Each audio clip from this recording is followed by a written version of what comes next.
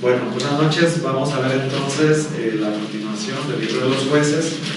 Pues vamos a ver algunos aspectos. Sin entrar a detalle en cada una de las historias de los jueces, vamos a continuar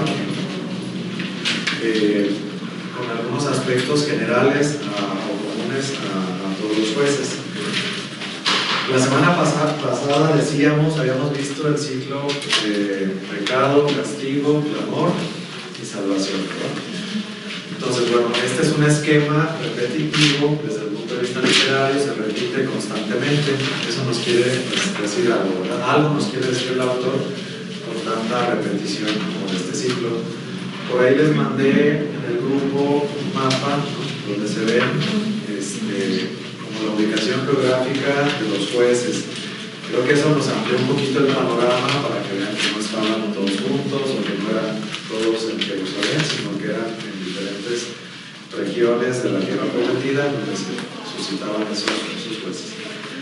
Entonces, bueno, pues en el capítulo 2 habíamos visto la semana pasada, entonces, pues cuál era la situación. Entonces, la situación es entonces de transición en donde va tomando posesión el pueblo de Israel de la tierra prometida, y en esta etapa bien pronto, apenas muere Josué y entramos en esta etapa, entonces empezamos a caer en idolatrías. Si se fijan, el pecado más importante que menciona estos textos es la idolatría, casi el único, ¿verdad? Se olvidaron de Dios y adoraron, se fueron en pos de otros dioses, casi como si fuera el único pecado, ¿verdad? Esta etapa para el autor deuteronomista es muy importante. También va a haber otros aspectos como la centralidad del culto en Jerusalén, en un solo templo, etc. Pero el pecado principal o el que más se resalta en esta historia, pues es el pecado de la idolatría.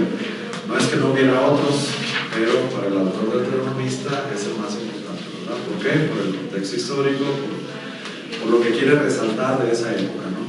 Que ya habiendo tomado posesión, pues muy rápido, muy pronto, sí, el pueblo se va en pos de otros dioses. Entonces este ciclo repetitivo que hasta llega como a cansar, ¿no? O sea, como cuando vemos Israel o el pueblo de Israel como cae, clama, Dios lo perdona, suscita un juez, vive tantos años y durante esos años tiene paz, ¿no? Cuando vive el juez que los salva, pues todo el periodo ya nomás dice, por ejemplo, vivió 20 años. Sansón vivió en 20 años, entonces y en ese tiempo hubo paz.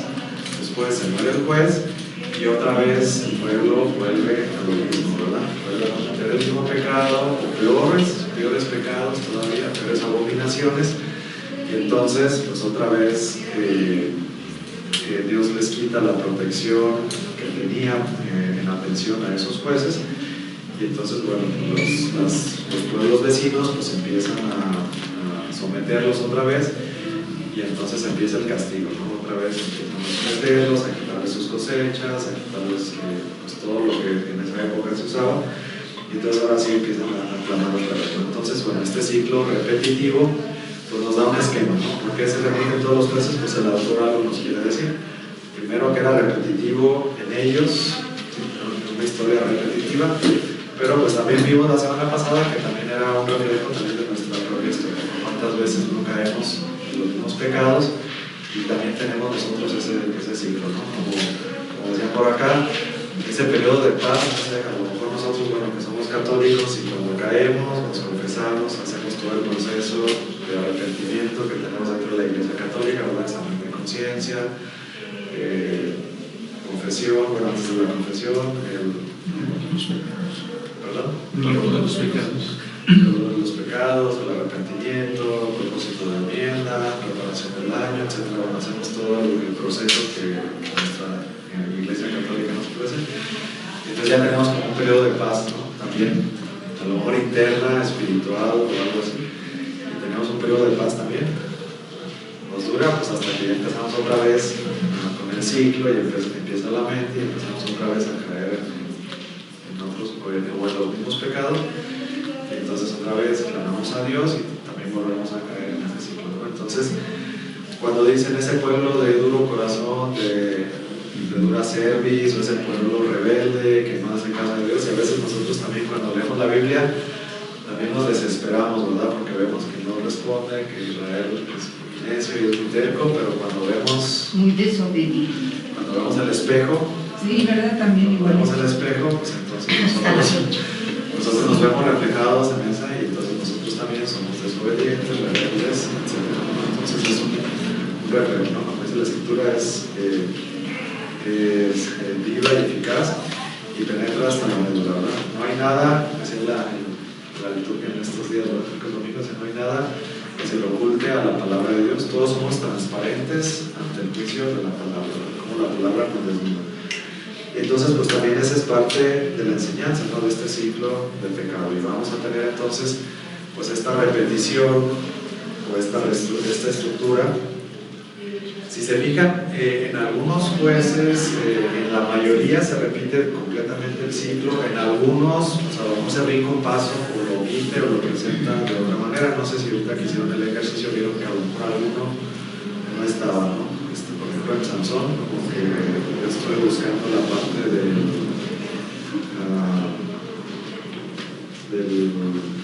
clamor, creo que no lo encontré, ¿verdad? Como que no viene.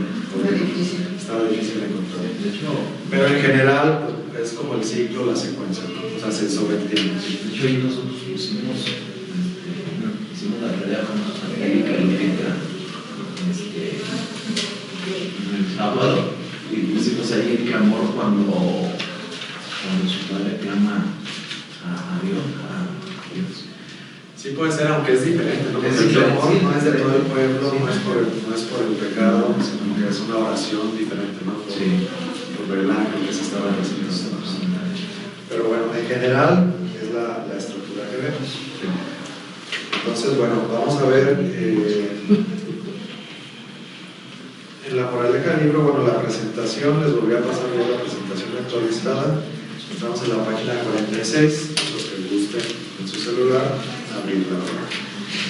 Entonces, bueno, tenemos la moraleja del libro y tenemos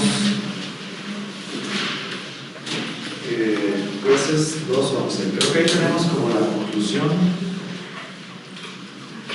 Jueces 2:11.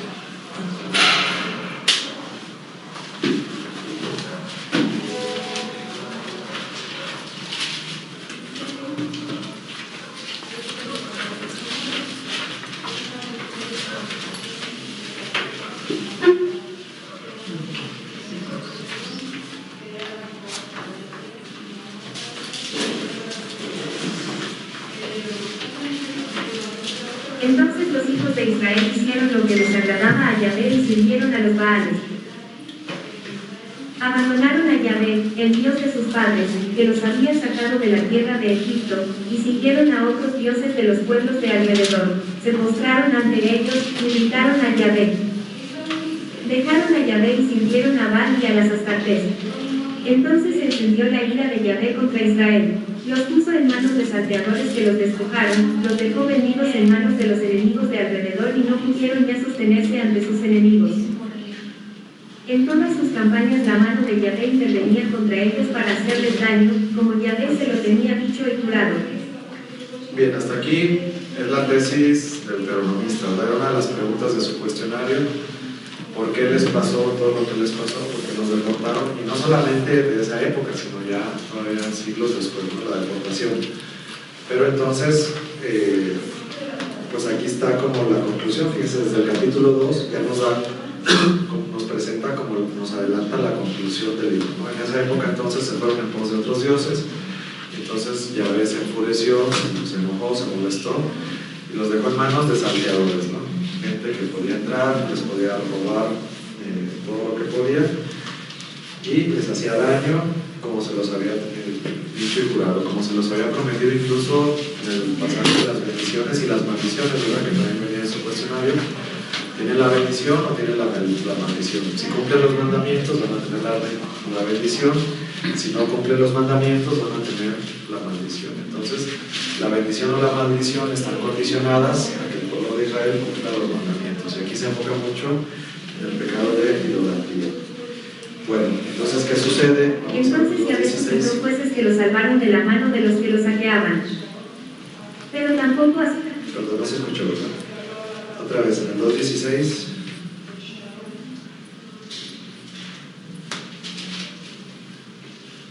Pero tampoco.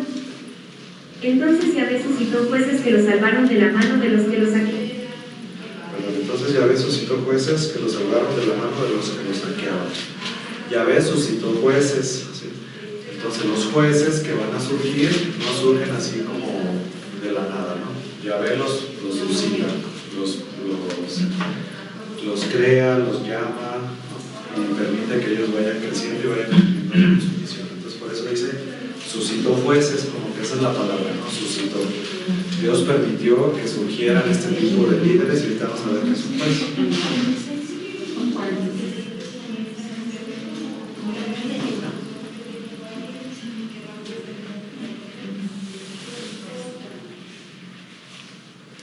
Entonces Yahvé suscitó jueces que los salvaron de la mano de los que los saqueaban. Pero tampoco a sus jueces los escuchaban.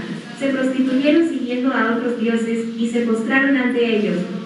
Se desviaron muy pronto del camino que habían seguido sus padres, que atendían a los mandamientos de Yahvé, no los imitaron. Bueno, entonces todavía, aunque Dios suscita jueces, a lo mejor por un tiempo hacían lo que les pedía, pero bien pronto se desviaron, ¿verdad? Entonces dice que a veces ni a los jueces les hacían caso, ¿verdad? Puede ser que no les hacían caso a los jueces, o ya cuando se morían otra vez ya resuelto el camino.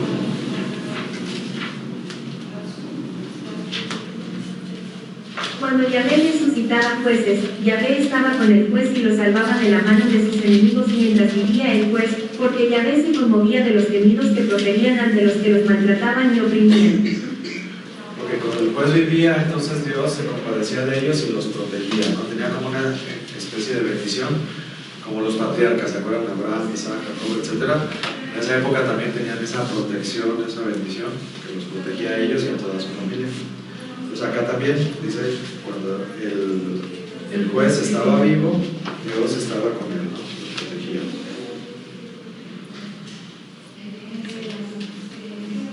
Pero cuando moría el juez, volvían a corromperse más todavía que sus padres, yéndose tras de otros dioses, sirviéndoles y postrándose ante ellos, sin renunciar en nada a las prácticas y a la conducta obstinada de sus padres. Ok, se murió el juez, entonces hacían pecados iguales o peores que lo que habían hecho anteriormente. Se encendió la ira de Yahvé contra el pueblo de Israel y dijo, ya que este pueblo ha quebrantado la alianza que prescribía a sus padres y no ha escuchado mi voz. Tampoco yo arrojaré en adelante de su presencia a ninguno de los pueblos que dejó Josué cuando murió. Bueno, aquí entonces vemos ya este texto que vimos la semana pasada, que hablaba un poquito como la razón por la que no pudieron exterminar a todos los pueblos, y entonces Dios permite que los otros pueblos vecinos los va a dejar ahí, no los van a poder exterminar. Una de las razones es esta, ¿no? Como que caían en este ciclo y entonces Dios dice, bueno, pues en lugar de exterminar a todos los pueblos vecinos, vamos a dejarlos ahí, que sea para ellos como una prueba, ¿no? Una prueba en medio de la tentación, como para que se vayan purificando ahí en medio de estos pueblos. Bueno, esta es la razón que da el autor deuteronomista.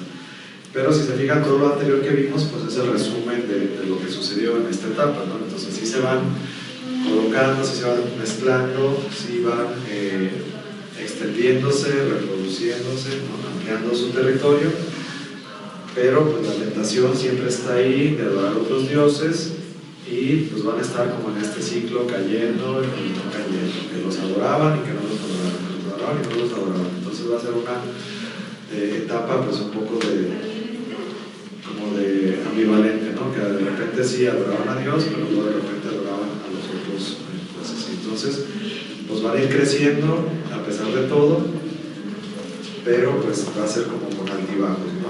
O como en estos ciclos, ¿no? Que suben y bajan. A veces el ciclo de la conversión de un cristiano pues es también así, algo así. Si nosotros comparamos nuestro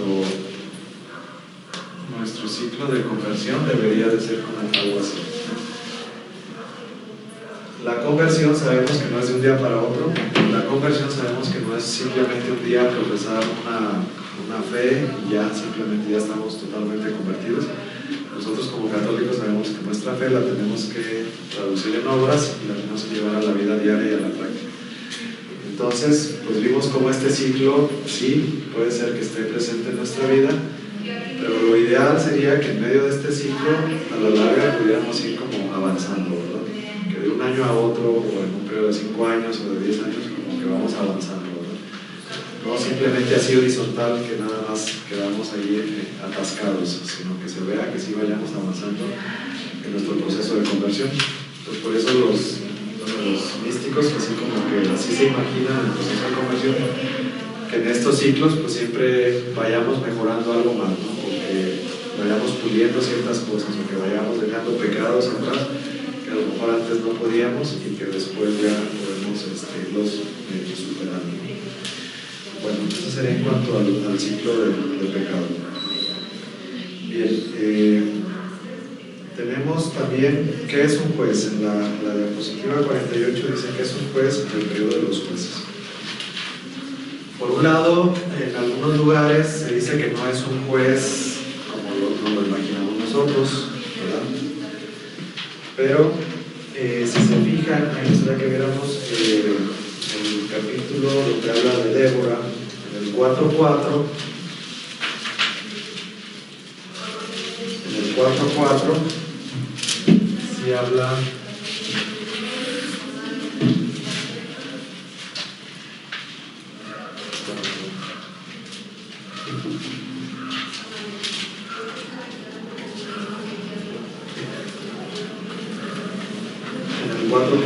sí nos habla de Débora, ¿verdad? ¿Qué dice el 4.4?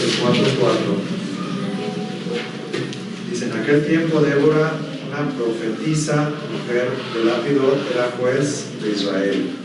Se sentaba bajo la palmera de Débora entre Ramá y Betel, en la montaña de Efraín, y los israelitas subían donde ella en busca de justicia. ¿Sí? Entonces ahí tenemos un aspecto de lo que es el juez. Sí es más similar a lo que nos imaginamos, ¿verdad? Iban y le presentaban sus quejas, inconformidad.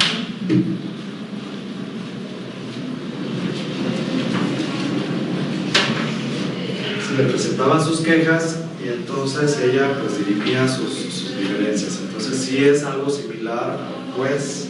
No es que no era un juez, pero vamos a ver varios aspectos. En algunos casos sí eran así, o es una combinación de varios factores, o a veces no todos eran así, pero aquí en el caso de Débora parece que sí era una mujer pues, que tenía cierto nivel de sabiduría para que la gente confiara pues, sus problemas a ella, ¿no? que dirimiera sus controversias. Cuando dice que está sentada debajo de ¿qué? Debajo de una palmera. Eso simboliza también como que debajo de una palmera como que estudiaba la Biblia, como que era una persona estudiosa. Si se fijan en el llamado de ¿quién es? De Natanael. De Natanael, ¿verdad? ¿Dónde está?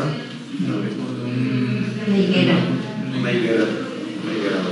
Bueno, ahí es diferente.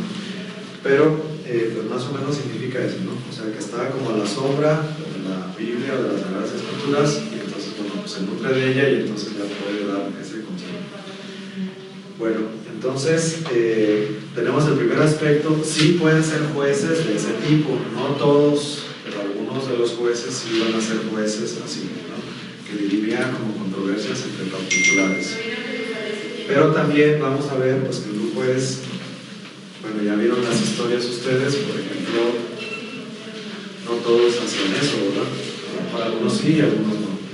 Por ejemplo, Sansón no dice que él hiciera esta función, ¿verdad? Sansón no dice que él se pusiera como a dirimir casos entre unos y otros. Tampoco Jefté, pues más bien era como un salteador, ¿no? Por acá. Entonces no todos tenían esa función, pero sí podían hacer esa función. ¿Cuál era entonces otra función? Bueno, del liderazgo, ¿sí? Del liderazgo. A Jefté, por ejemplo, lo quieren hacer rey. A Jefté lo quieren hacer rey y él lo rechaza, ¿no? También ahí hay unas ideas como con la monarquía del autor del Deuteronomista, que a veces son como que a favor de la monarquía y otras ideas que son como en contra de la monarquía. ¿Por qué? Por ejemplo, en algunos textos se oye así como que no, todavía no había rey y entonces todo era un caos, ¿no? Como que todas las tribus, cada quien hacía lo que quisiera y todo era un caos. Pero después cuando llega la monarquía, pues va a haber también sus problemas dentro de la misma monarquía. Entonces, a veces en algunos textos vamos a ver como que está a favor de la monarquía y en otros textos vamos a ver que está en contra de la monarquía.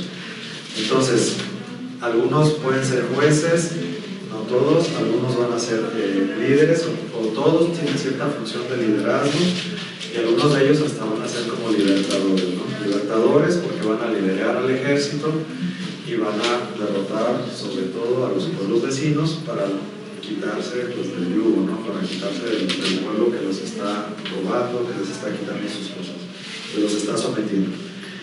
Entonces, pues podemos decir que es una combinación de todas estas cosas o la suma de todas estas cosas, aunque no todos los elementos son indispensables, ¿verdad? En algunos casos puede ser que nada más sean líderes o nada más sean caudillos, ¿no? Como generales, pero también en el caso de Débora y algún otro por ahí se me escapa, pero a lo mejor también sí cumplía esa función de juez. Entonces sí había esa función de juez, por eso se les conoce en general como los jueces. Pero cuando vemos las historias de cada uno, no es que todos cumplían esa función, pero sí todos cumplían una función de liderazgo, como un gobierno local, como un presidente municipal, vamos a llamarle así, ¿no? que coordinaba todos los esfuerzos, o unía o se unificaban ahí entre los clanes, las familias que estaban organizados. Entonces, bueno, pues emprendían acciones con un objetivo común. ¿Cuál era el objetivo común? Bueno, defenderse de los pueblos vecinos que los están sometiendo, incluso liderar y tomar ahí acciones para defenderse, incluso para atacarlos y poder librarse de ellos. Entonces va a ser como la función de los jueces, el liderazgo y alguna cierta función de gobierno administrativa, pero muy pequeña, muy local, no algo muy grande, no como un gobernador, sino simplemente pues, como un presidente municipal o simplemente alguien que aglutina un poquito o pone orden entre las familias, entre los clanes, para poder organizarse. Bueno, dentro de las historias vamos también a ver hechos sobrenaturales. Dentro de las historias, varios, ¿verdad? A ver qué hechos sobrenaturales encontraron. ¿Qué? ¿El río Jordán? Bueno, eso sí, cuando atraviesan el seco, aunque se fue en el libro de Josué, ¿verdad? El libro de Josué. Acá de los jueces, ¿cuáles hechos sobrenaturales encontramos? De Sansón hay varios hechos sobrenaturales, ¿verdad? ¿Cuáles?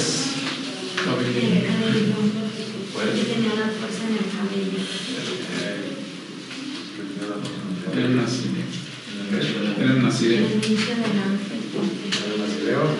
El anuncio del ángel. Hay varios hechos ahí en Sansón. Primero, el anuncio del ángel, que parece como una especie de anunciación. Se le aparece un ángel a la mujer y le avisa pues, que va a dar a luz. Ella era estéril, no podía tener hijos, ¿no? También como varias mujeres de los patriarcas. Pero el hecho de que el ángel se aparezca, bueno, pues ya es un hecho sobrenatural.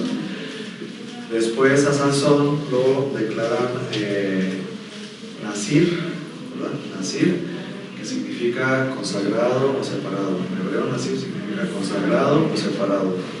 ¿Sí? Entonces era como parte de la costumbre que estos votos podrían ser, normalmente eran temporales, donde se consagraba a una persona, normalmente un hombre a Dios, y pues una de las exigencias era de Nazir, era dejarse el cabello largo. Nazareo también. Es diferente. Bueno, Nazir.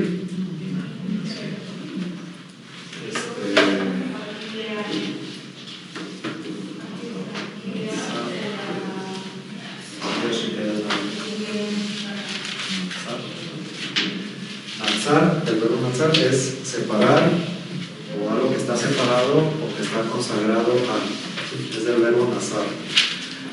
Entonces, bueno, de ahí viene, se supone, la palabra nazir, o sea, algo que está separado, como cuando se consagran los utensilios para la liturgia, están separados, ¿no? Los utensilios de la liturgia no se pueden utilizar en otra cosa más que la liturgia.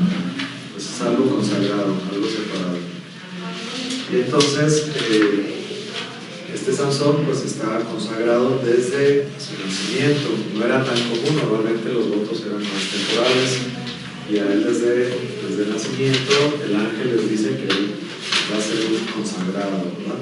Entonces va a estar consagrado a Dios.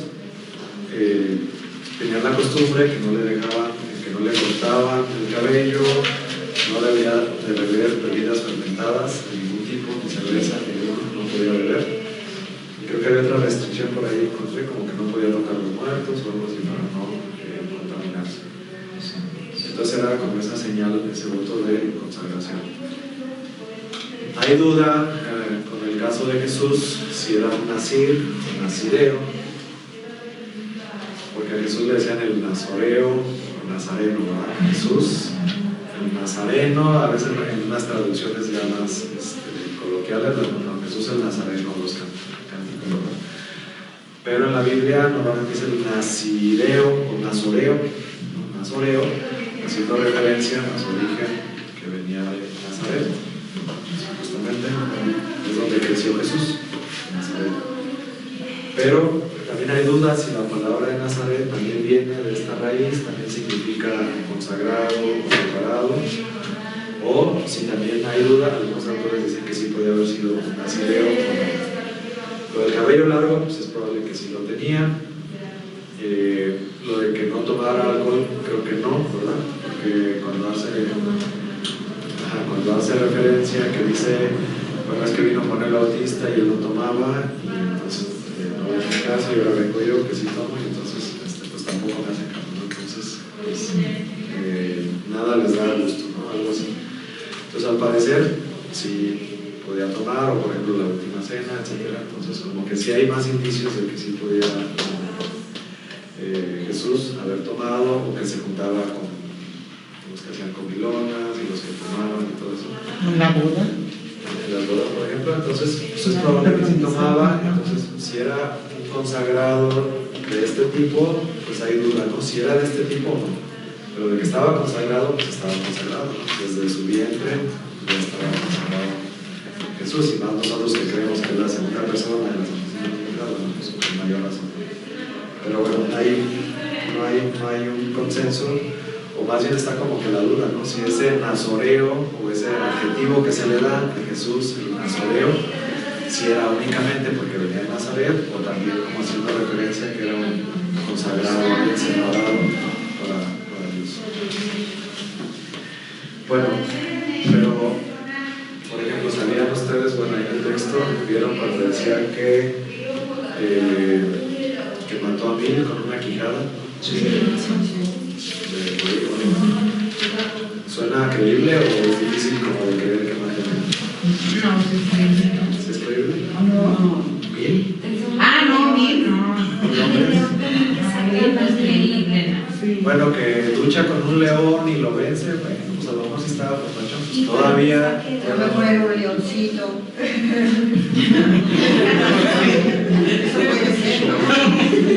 Bueno, que haya miel dentro, bueno, no es tan bueno, pero podría ser, no es tan inverosímil, pero que mate a 1000. No, eso está terrible. Pero cuando derriban las columnas dicen que hasta quedan más la cantidad. Sí, bueno, ahí dice que más de 3000. También ver si es creíble que tome las columnas, habría que ver el templo cómo estaba, ¿no? Pero que él solito con una quijada mate a 1000 suena difícil de creer. Ahora, ¿qué está detrás de todo esto? También hay otros, por ejemplo, el primer juez que sale ¿no? Antes de él, Samgar, es uno de los menores, Samgar. También dice que con una aguijada de bueyes, él también salió a Israel y derrotó a 600 filisteos, ¿no? También con una aguijada de bueyes. Y luego tenemos también el relato de Jefté, no, de Gedeón.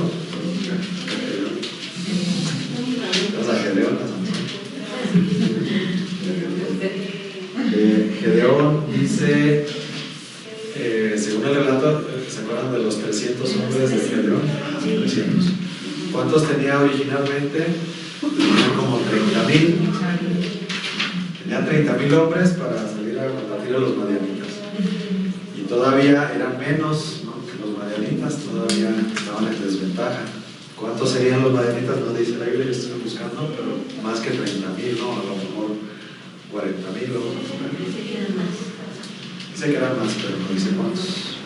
Vamos a poner un número, vamos a poner 40,000. Entonces él tiene 30,000 y Yahvé le dice, no, son muchos, porque si no van a confiar en sus propias fuerzas y no van a confiar en mí. Entonces, diles que los que tengan miedo, que se vayan a sus casas.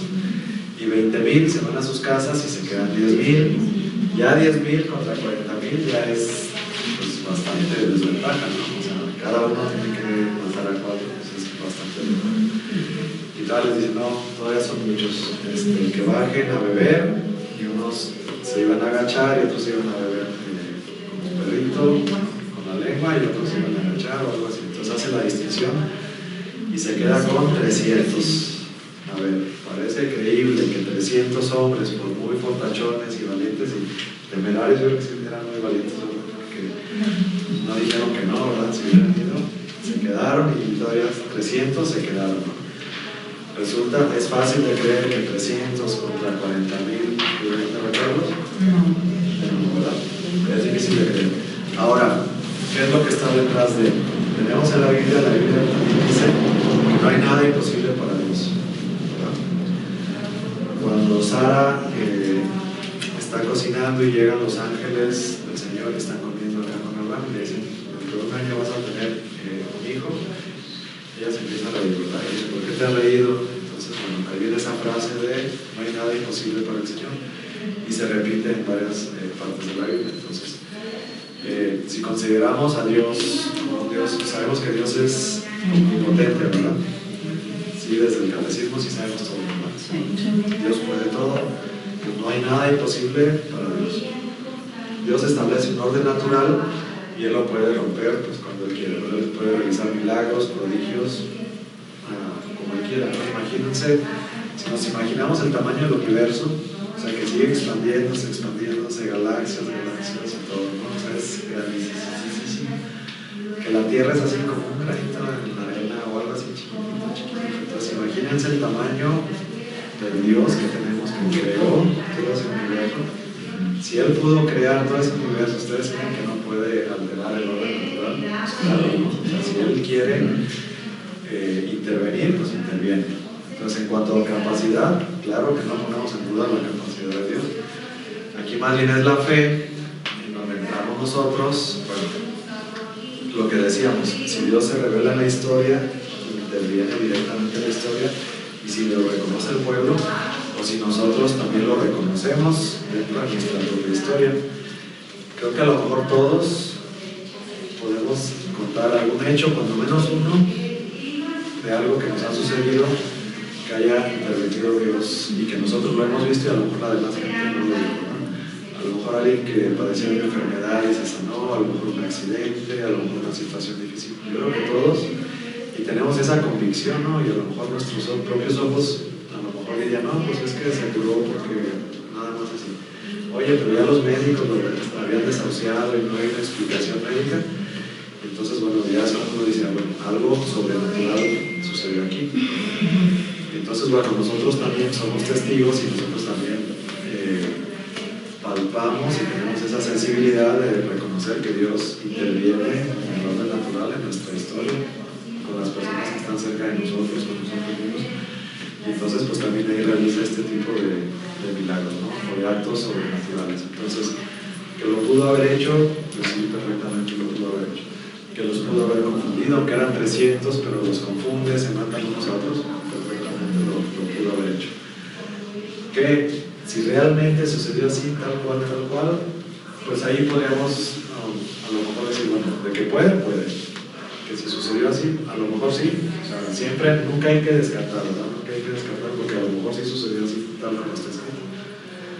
Pero también podríamos decir, bueno, pues a lo mejor si nos atenemos a los géneros literarios, ¿no? Que estos historias, acuérdense, pues fueron de generación en generación. El periodo de los jueces fue de 200 años, que a lo mejor estas historias que se consideraremos que es una leyenda, podría ser una leyenda, podría ser un tipo de leyenda, y esas leyendas, como las que tenemos nosotros, pues van pasando de generación en generación y pues van como cambiando, amplificándose, haciéndose un poquito más grandes, ¿no? Yo estuve viendo, por ejemplo, el número Elef, el número 1000, ¿no? Que son los que mató Sansón con una quijada.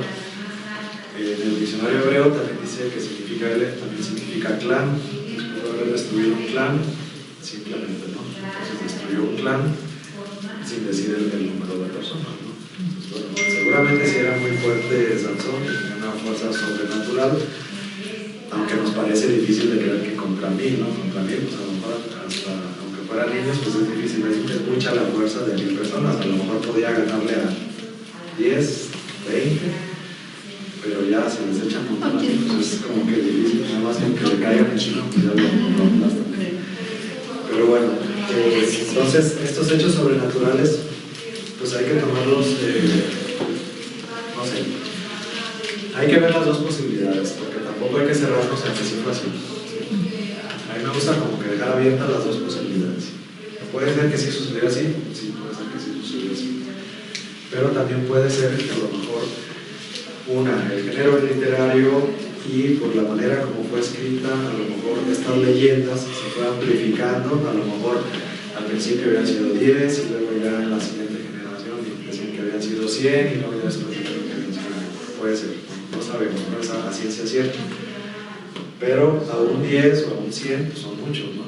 O sea, eso no quita el hecho sobrenatural. Y bueno, pues lo que nos está diciendo es que ahí Dios estaba con ellos, luchaba con ellos, y entonces pues tenían la protección. Cuando se alejaban de Dios, Dios no estaba con ellos. Entonces, creo que va un poquito más a la enseñanza que al hecho histórico de que, bueno, sí serían 1000 o fueron 900 o fueron 100.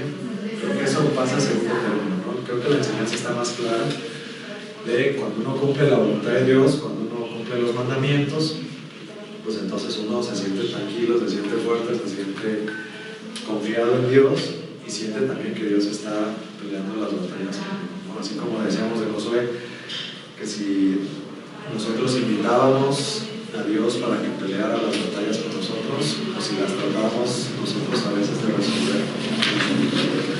Si bien es cierto que todos tenemos esa fe, pero a veces qué tanta fe tenemos para luchar nuestras batallas de día con día, ¿no? Y una de las preguntas que vienen ahí es, bueno, ¿qué batalla estás luchando ahorita en este momento, ¿no? Porque cada quien tiene diferentes historias y cada quien tiene diferentes batallas que está luchando. Y es muy diferente luchar una batalla con Dios que luchar una batalla sin Dios. Totalmente diferente, ¿no? Por ejemplo, vemos en un funeral una persona que tiene fe, se ve tranquila, posiblemente con dolor, con tristeza, pero se ve entera. Una persona de mucha fe. Se nota, creo que en los funerales es donde más se nota la fe de las personas. Hay personas de fe que están muy tranquilas en un funeral, porque tienen su confianza puesta en Dios, porque creen en la vida eterna. Y porque, bueno, si esa persona era buena, pues estaba en manos de Dios. Entonces, se nota mucho la diferencia de una persona con fe y una persona sin fe. Esa es una batalla, ¿no?, que está luchando en ese momento. Claro que sí, la tristeza humana y todo, pero no te quiebra. La tristeza, pero con la misma fe, tienes esa fuerza, a lo mejor como podemos decir, como Sansón. A lo mejor no física, pero sí espiritualmente te sientes más fortalecido en esos momentos, en un funeral o cualquier problema que nosotros tengamos. Entonces, creo que esa es la más importante, ¿no? La enseñanza de si tenemos a Dios con nosotros o si no tenemos a Dios. Y el tener a Dios o no tenerlo a Dios pasa, en esta historia deuteronomista pasa mucho por cumplir los mandamientos, especialmente el primer mandamiento, ¿verdad? Amarás a Dios sobre todas las cosas, no irte en pos de otros dioses, ¿no? Que en esta época era muy crítico para el pueblo de Israel, pero también para nosotros ahora pues también es crítico. No sé, comentarios de esto, experiencias, dudas o algo que quieran compartir acerca de esto. ¿Sí es verdad o no es verdad? Es verdad. Pues que ahora nuestros dioses son el dinero, son diferentes, pero tenemos también otros dioses, ¿verdad? Sí, que ponemos nuestra confianza en otras cosas. Ponemos confianza a lo mejor en lo poquito que tenemos ahorrado más que en Dios, o en el doctor que conocemos, o en el político que conocemos. Confiamos más en eso que en Dios. Que en Dios. Y yo siento que seguimos así como los judíos, clamando cuando tenemos dificultades. Es lo mismo, ¿no? Sí, tenemos en general tenemos una fe muy incipiente, ¿verdad? Nada más casi que cuando tenemos una necesidad es cuando acudimos a Dios. Pero somos muy malos para agradecerle a Dios por todos los beneficios recibidos, que la mayoría de las veces son mucho más, pero no somos agradecidos, ¿no? Como los leprosos que eran 10 y solamente uno regresó a dar la lección. Pues en general sí, pedimos mucho, somos muy buenos para pedir, pero no somos buenos para agradecer. Hay, por ejemplo, en la época de lluvias, hay ranchos o pueblitos que dependen mucho de la agricultura, pues en todos lados dependemos de la lluvia, ¿verdad? Pero hay lugares donde se hacen misas para el buen temporal, etc., ¿no? Y sí, para pedir por el buen temporal, muchos, ¿verdad? Y misas y hasta peregrinaciones, ¿no? En los ranchitos hacen peregrinaciones y todo para el buen temporal. Pero para agradecer, ya cae el buen temporal. ¿Y cuántos son los que regresan a agradecer por las cosechas? Son muy poquitos, ¿no? Somos muchos más los que pedimos que los que... Y se acabó eso porque antes era muy común que la primera cosecha hay que llevarla al templo. Cuando a mí me tocó vivir, mi papá tenía rancho y cuando cosechaban las manzanas o cuando el sorgo, el maíz, lo primero era para los sacerdotes, para la iglesia, y entonces se acabó. Sí, se ha perdido mucho. Hasta lo del diezmo, que a veces cuando nos dicen del diezmo tenemos miedo pero ya viéndolo así es mínimo lo que damos para lo que Él nos da. Sí, bueno, pues nuestra iglesia católica es simplemente un día de salario al año, o sea, no es tanto. Exactamente. Y no lo damos. Y bueno, lo podemos dar en la iglesia, pero también lo podemos dar a alguien necesitado. Bueno, ¿qué más se les viene a la mente con estos textos? A mí se me viene a la mente que, bueno, he conocido personas que dicen, es que no me va bien, pero están alejadas de Dios. Entonces, es como lo que vimos,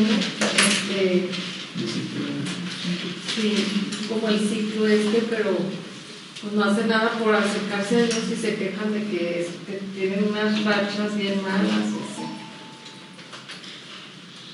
Sí, no hace nada por romper el ciclo, o siquiera cuando menos quedarse en el ciclo, ¿verdad? Como que se quedan nada más simplemente alejados de Dios, nada más como que renegando, pero no ni siquiera otra vez clamando al Señor, o sea, como que ni siquiera se enganchan en ese ciclo. Sí, hay que ver, bueno, lo que les decía también en la otra clase,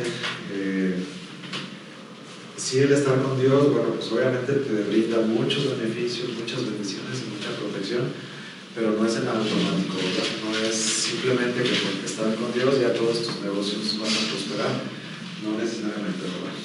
Dijimos que había gente muy buena que de todos modos te iba mal, pero cuando menos las batallas es diferente cuando las luchas con Dios que cuando las luchas sin Dios. Fíjense, muchos de los textos sapienciales hablan como que comparan, ¿no? El justo con el impío, ¿no? Como estos textos que ponen así el opuesto. Y el Salmo 1 dice así como el impío es como una paja que se lleva el viento, ¿sí? Es algo así muy ligerito, pero muy ligerito como de tu existencia, ¿no? Como que tu ser, tu existencia no tiene como una consistencia, ¿no? Pues como cuando uno anda mal, cuando uno anda alejado de Dios, pues cualquier viento se lo lleva, ¿no? Cualquier ambiente, cualquier persona, uno no tiene esa consistencia de cuando uno está cerca de Dios. De hecho, la palabra gloria, por ejemplo, tenemos la gloria de Yahvé, la palabra gloria o la palabra presencia de Dios es como su peso, ¿no? Como lo que pesa uno en relación con Dios. Y la consistencia de uno es muy diferente cuando uno está cerca de Dios que cuando uno está lejos de Dios. Entonces, cuando uno está cerca de Dios, podemos decir que uno está pesado o pesa uno mucho lo que su ser vale, su esencia.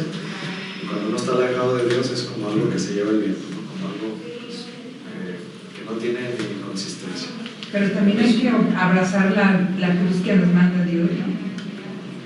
Y si la abrazas es más ligerito, bueno, lo acepta uno más, ¿no? Pues es parte de aceptar el sufrimiento o sí, entender y tratar de sublimar ese dolor que uno puede estar pasando, entregárselo al Señor. Como dice Job, bueno, si Dios nos dio los bienes, porque no vamos a aceptar los males, ¿no? Pero sí, si nos llega una racha mala, pues es diferente, bueno, pues también ofrecérselo al Señor, ¿no? Y aún así, dentro de todo lo que nos está yendo mal, podemos atravesar a lo mejor también esa rachita temporal, que también, si lo vemos todo a la luz de la vida eterna, pues por muy mal que nos vaya en esta vida, no se compara en nada con la gloria de la vida eterna. ¿Cuántos años puede vivir? ¿Por 100 años? 100 años es nada en comparación de la vida eterna en la presencia de Dios. Entonces, aún cuando uno dijera, bueno, es que me va mal y todo me va mal, pues a lo mejor te tocó sufrir en esta vida, pero en la otra vas a gozar en la vida eterna. Entonces, no se compara en nada, ¿no? O sea, hasta por negocio nos convendría, independientemente de que nos fuera bien o que nos fuera mal. No podemos caer en el comercio, ¿no? De decir, entonces hago esto simplemente para que me multipliques o para que mi negocio, no. O sea, es poner nuestra confianza en Dios y a Él sabrá, ¿no? O sea, pero es realmente poner toda nuestra vida, todo en manos de Dios. Y Él sabrá si lo multiplica o no lo multiplica. Una oración en el libro de la sabiduría dice, por ejemplo, no me des ni pobreza ni riqueza. No es sabiduría, es proverbios. Es una plegaria de Agur. De Agur, la oración de Agur. Entonces dice, es ya al final del libro de los proverbios, dice, no me des ni riqueza ni pobreza. Como un punto intermedio, ¿verdad? No me des pobreza porque yo vaya a renegar de ti, ni riqueza para que no vaya a olvidar de ti. Entonces, como el justo medio, ¿no? Lo que necesitamos simplemente es lo que queremos. Y no caer en el evangelio de la prosperidad que dice, da tu diezmo al pastor para que te lo multiplique, ¿no? O como uno decir, bueno, o doy mi diezmo aquí en la iglesia católica o algo, pero tú me lo tienes que multiplicar y es como una obligación. Dios no nos garantiza esa multiplicación, pero sí vemos mucho la bendición, ¿verdad? Desde los patriarcas vemos esa bendición y yo creo que es una bendición. Pues yo creo que ese periodo de paz que habla aquí, de la salvación y ese periodo de paz, yo creo que la paz no se compara con ninguna riqueza, ¿verdad? También los libros oficiales dicen, bueno, ¿a qué le sirve el hombre rico que no puede ni dormir ni conciliar el sueño? Y a veces el pobre, el obrero, pues se duerme bien tranquilo y bien tranquilo. Entonces, no podemos condicionar eso, sino simplemente es poner nuestra confianza en Dios y pues que Él nos dé lo que Él quiera, ¿no? Si quiere riqueza, si quiere pobreza o algo intermedio, ¿no? Ni uno ni otro, porque ¿de qué le sirve al hombre ganar el mundo entero si pierde su alma? Pues ¿de qué te sirve que te fructifique muchísimo en tus negocios si te vas a perder, si vas a perder todo? Entonces, que te dé lo necesario y ya con eso, Él sabrá si es poquito, si es mucho lo que Él te dé, pero poner todo en manos de Dios y poner pues tu vida y tu confianza pues también en Él para que Él ya decida qué es lo que va a hacer. Sí, ¿alguien más quería comentar algo de esto? Yo creo que también es no perder la capacidad de sorprendernos todos los días, porque luego como que vivimos la vida, como luego se dice, como un piloto automático, y a veces no nos damos cuenta, como dice el Laudes, la oración inicial, el salmo inicial dice, aclamad al Señor, ¿verdad? O sea, entrar a su presencia, aclamándolo con cantos. O sea, yo pienso que la presencia del Señor es todo lo que nos da, desde respirar, desde abrir los ojos al despertar, los árboles, las nubes, lo que haya, lluvias o lo que haya.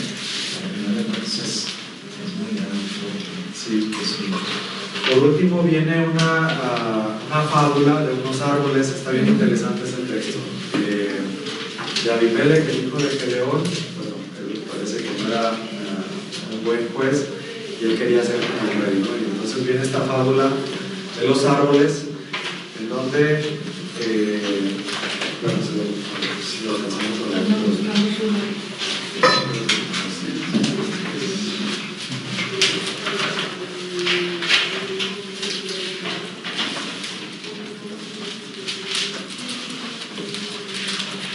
Luego se reunieron todos los señores de Siquem y todo Ben Millot, y fueron y proclamaron rey a Abimelech junto al terebinto de la estela que hay en Siquem.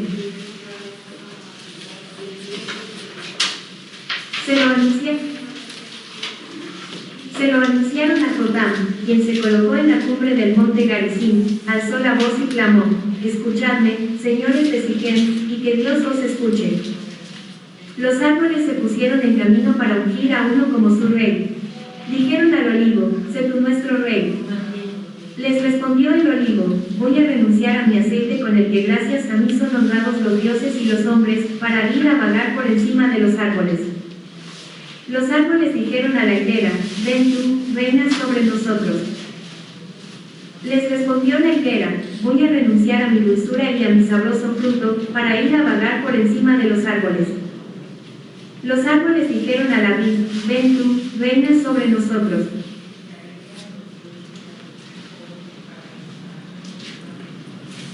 Les respondió la vid: voy a renunciar a mi mosto, el que alegra a los dioses y a los hombres, para ir a vagar por encima de los árboles. Todos los árboles dijeron a la zarza: ven tú, reina sobre nosotros. La zarza respondió a los árboles: si con sinceridad venís a ungirme a mí para reinar sobre vosotros, llegad y cobijaos a mi sombra. Y si no es así, brote fuego de la zarza y devore los cedros del Líbano. Ahora pues, habéis obrado con sinceridad y lealtad al elegir rey a Abimelech. Os habéis portado bien con Jerobal y su casa y le habéis tratado según el mérito de sus manos. Bien, entonces esta es una fábula, ¿verdad? Fábulas, ¿se acuerdan? Son como historias de animales que hablan. ¿Sí? En este caso no son animales, son árboles. Pero el género pues es muy similar. Entonces se juntan todos los árboles, quieren elegir a un rey. Fíjense, el tema es también aquí la monarquía, si deben de ponerlo como rey. A Jefté le habían ofrecido ser rey, aquí Abimelech quería ser rey de Siquem. Entonces dice, bueno, pues como les preguntan a todos los árboles si ellos quieren ser rey, está interesante, porque él dice, bueno, el olivo dice, bueno, yo no voy a renunciar al aceite que produzco para ser rey, no, yo soy más productivo, mejor me conviene quedarme siendo árbol que siendo rey. Y la vid, bueno, yo no voy a dejar de producir el fruto de los que produce la alegría en los hombres, yo no me quedo aquí. Y la zarza, bueno, aparentemente no tiene un fruto muy especial, pero ella dice, bueno, pues yo sí quiero ser reino, pero si con sinceridad me ofrecen a mí que sea rey, pues entonces sí voy a ser rey, y si no, voy a arder, como que es un árbol, un arbusto que sirve para arder, ¿no? Como que le prende muy fácil la zarza. Entonces, o sea, si vienen con buena intención, voy a ser su rey, pero si no, entonces voy a arder aquí en todo el país. Y bueno, pues, no sé, les dejo de tarea, más que busquen como la aplicación o cómo le entienden, cuál sería la aplicación de ese texto. Nos ponemos de pie para hacer la oración. En nombre del Padre, del Hijo y del Espíritu